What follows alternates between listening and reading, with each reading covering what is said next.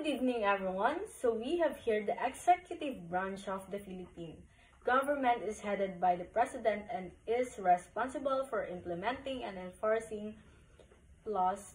It includes the president's cabinet, which is composed of various executive departments, each led by a secretary.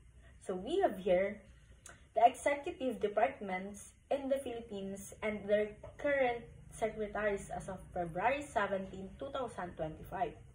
The first one is Department of Agriculture by President Ferdinand Marcos Jr., Department of Budget and Management by Amena F. Pangandaman, Department of Education by Vice President Sara Duterte, Department of Energy, Rafael Perpetua Lotila, Department of Environment and Natural Resources, Maria Antonia Yulo Loizaga, Department of Finance, Benjamin Diokno, Department of Foreign Affairs, Enrique A. Manalo, Department of Health, Maria Rosario, Department of Settlements and Urban Development, Jose Rizal and Lino L. Aguzar, Department of Information and Communication Technology by Ivan John Uy, Department of Interior and Local Government, Benjamin C. Abalos Jr., Department of Justice, Jesus Crispin Remula, Department of Labor and Employment, Bienvenido E. Laguesma, Department of Migrant Workers, Maria Susana V. Ople, Department of National Defense, Jose Faustino Jr., Department of Public Works and Highways, Manuel M. Bonoan, Department of Science and Technology, Dr. Renato U.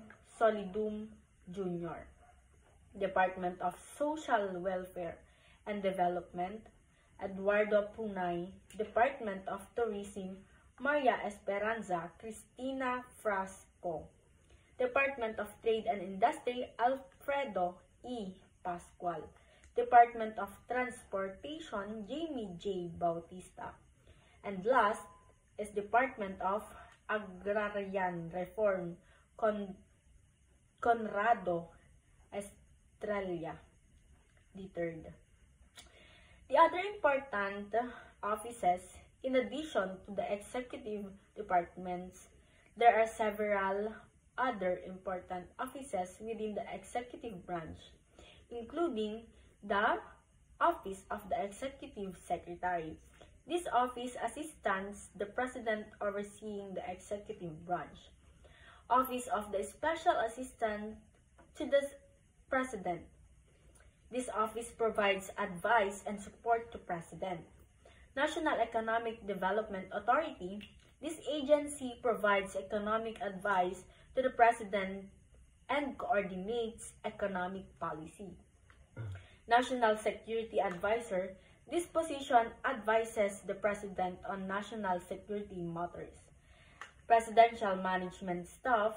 This office provides administrative support to the President.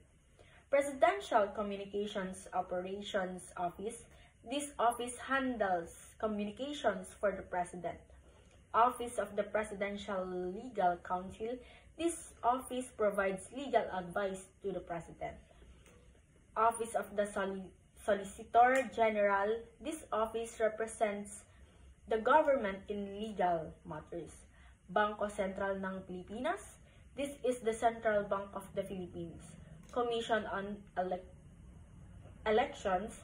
This commission is responsible for conducting elections. The executive branch of the Philippines government is responsible for implementing and enforcing the laws of the country. It plays a vital role in shaping the country's domestic and foreign policy. That's all. Thank you.